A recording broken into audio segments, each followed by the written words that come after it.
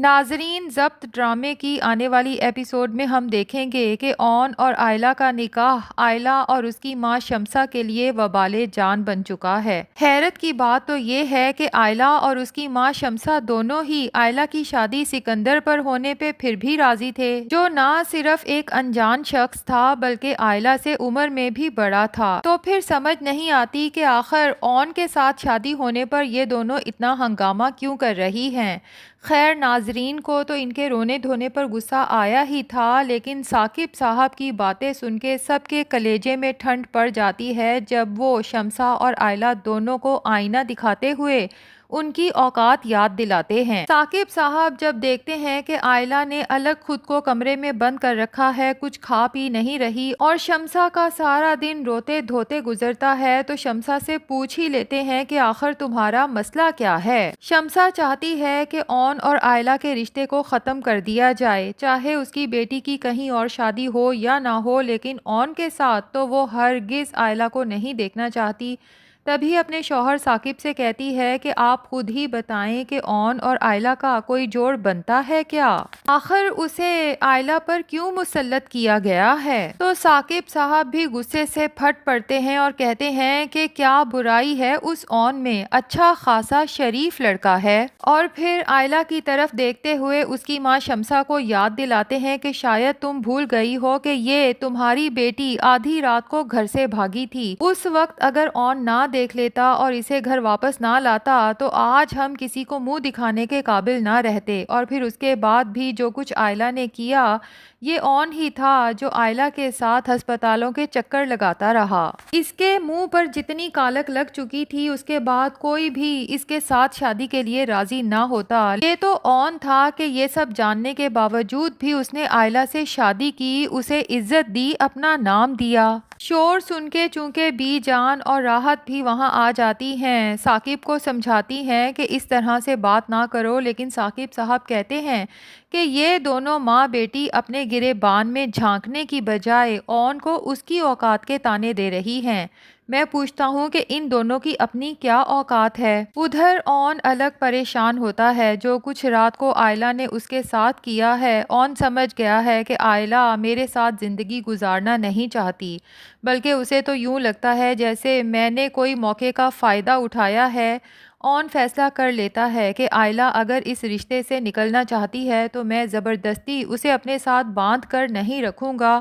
حالانکہ یہ فیصلہ اون کے لیے بہت مشکل ہے کیونکہ وہ آئلہ سے بے حد محبت کرتا ہے، لیکن پھر بھی وہ اس کی خوشی چاہتا ہے۔ جس وقت اون ان پریشانیوں میں گھرا ہوتا ہے تو ٹیرس پہ کھڑی رملہ اون کو حسرت سے دیکھ رہی ہوتی ہے اور سوچتی ہے کہ اون کو تو میں چاہتی تھی، آخر یہ اس آئلہ کو کیوں مل گیا؟ اور جس شخص سے وہ شدید نفرت کرتی ہے یعنی کہ شامی، اسے زبردستی رملہ پر مسلط کر دیا گیا۔ رملہ تو اپنی پلاننگز میں لگ جاتی ہے اور سوچتی ہے کہ کچھ نہ کچھ ایسا کرنا ہوگا کہ پہلے شامی سے جان چھڑوانی ہوگی اور پھر اون کو بھی آئلہ سے چھیننا پڑے گا، کیونکہ رملہ اون کے ساتھ زندگی گزارنے کا فیصلہ کر چکی ہے، جبکہ دوسری طرف شامی کے لیے بھی یہ بات ہضم کرنا کافی مشکل ہے کہ آئلہ اب اون کے نکاح میں ہے۔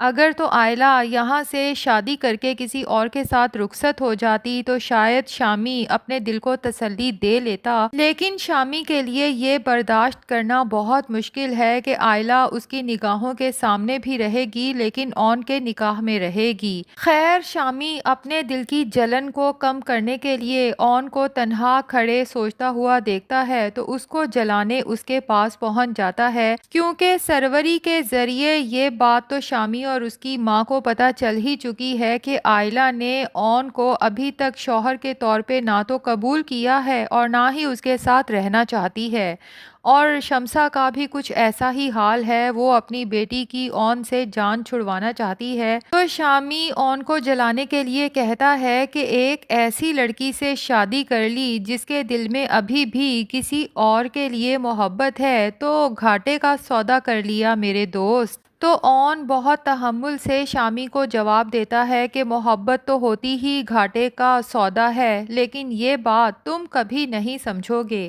لیکن مزے کی بات تو یہ ہے کہ شامی جو اون کو اتنی باتیں سنا رہا ہے، اس وقت جو لڑکی اس کے نکاح میں ہے اس کے دل میں بھی تو کسی اور کی محبت ہے۔ خیر، اون بہت افسردہ سا اندر جا کے بیٹھ جاتا ہے، جبکہ دوسری طرف ثاقب صاحب سے اتنی باتیں سننے کے بعد آئلہ کا غصے سے برا حال ہو جاتا ہے۔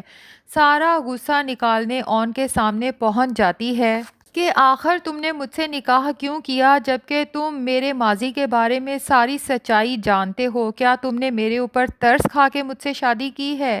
لیکن اون صدقے دل سے جواب دیتا ہے کہ میں نے اس رشتے کو بہت دل سے قبول کیا ہے، اور آئلہ ایسی احسان فراموش لڑکی ہے کہ بجائے اس کے کہ اون کا شکریہ ادا کرے اور روتے ہوئے اون سے کہتی ہے کہ تم نے تو اس رشتے کو دل سے قبول کر لیا، لیکن میں کیا کروں؟ میں اس رشتے کو قبول نہیں کر سکتی کیونکہ میری زندگی میں تمہاری کوئی گنجائش نہیں ہے۔ تمہیں یہ بات آخر سمجھ کیوں نہیں آتی؟ اون کو واقعی ہی سمجھ نہیں آ رہی کہ آخر یہ سب کیا ہو رہا ہے، کیوں آئلہ اسے قصوروار سمجھنے لگی ہے۔ وہ بی جان کے پاس جا کے جب اس ساری صورتحال کا تذکرہ کرتا ہے اور بی جان سے ہی اس کا حل پوچھتا ہے کہ اب آپ ہی بتائیں کہ میں کیا کروں، تو بی جان اون کو سمجھاتی ہیں کہ تم آئلہ کا دل جیتنے کی کوشش کرو، وہ بہت اچھی لڑکی ہے، اسی لیے تو اللہ تعالیٰ نے اسے تمہاری قسمت میں لکھا ہے۔ لیکن بی جان کو بھی تو یہ بات سمجھنی چاہیے کہ اون نے تو ساری زندگی لوگوں کو سمجھنے میں ہی گزار دی، اور اب یہ آئلہ کا نیا امتحان اس کے لیے شروع ہو چکا ہے۔ کیا اون کی پوری زندگی صرف لوگوں کو سمجھنے میں ہی گزر جائے گی؟ کبھی کوئی اون کو بھی سمجھے گا یا نہیں؟ بی جان اگر صحیح فیصلہ کرتی تو اون کی شادی رملہ سے ہی کروا دیتی، کیونکہ اس گھر میں صرف ایک رملہ ہے جسے اون کی قدر و قیمت کا دل سے احساس ہے۔ ویسے یہاں پر دیکھا جائے تو اون کا اپنا بھی قصور ہے، کیونکہ رملہ تو کئی بار اون سے اظہار محبت کر چکی ہے اور رملہ میں کوئی کمی بھی نہیں، تو آخر اون کو اس کی سچی محبت کا احساس کیوں نہیں ہوا؟ جبکہ آئلہ کے بارے میں اون اچھے سے جانتا ہے کہ شامی سے دھوکہ کھانے کے بعد بھی آئلہ اسے اپنے دل سے نہیں نکال پائی، لیکن اون خود کو آئلہ سے محبت کرنے سے نہیں روک پا رہا۔ تو ناظرین، اب آگے چل کے اون کی خوبیاں آہستہ آہستہ آئلہ اور اس کی ماں شمسہ کو نظر آنا شروع ہوں گی، جب ہر مشکل میں صرف یہ اون ہی ہوگا جو ان کے کام آئے گا، ان کا سہارا بنے گا، اور پھر آگے چل کے اون کی ان خوبیوں کو دیکھتے ہوئے آخر کار آئلہ کو اون سے محبت ہو ہی جائے گی۔ جبکہ دوسری طرف عارفہ، جس نے یہ سوچ کے شامی کو واپس بلوایا ہے کہ شامی اور رملہ کی جلد سے جلد شادی کر دی جائے، اس کے بعد شاید رملہ ان کے کنٹرول میں آ جائے گی، لیکن یہ نہیں جانتی کہ اس کے بعد تو رملہ مزید آؤٹ آف کنٹرول ہو جائے گی۔ عارفہ فاروق اور شامی کا ایسا جینا حرام کرے گی، ایسا ناک میں دم کرے گی کہ پورے خاندان میں عارفہ کا ویسے ہی مذاق اڑے گا جس طرح عارفہ آئلہ کی اور اس کی ماں کی چھوٹی چھوٹی باتوں کو خاندان میں نشر کر کے ان کا مذاق اڑواتی تھی۔ تو بھائی، اب عارفہ کا تو امتحان شروع ہونے والا ہے۔ اب دیکھتے ہیں کہ اون اور آئلہ کی آپس میں انڈرسٹینڈنگ کبھی ہو پائے گی یا نہیں۔ ناظرین، آپ کو کیا لگتا ہے؟ کیا آگے چل کے آئلہ کو بھی اون سے محبت ہوگی یا نہیں؟ کمنٹس میں ضرور بتائیے گا۔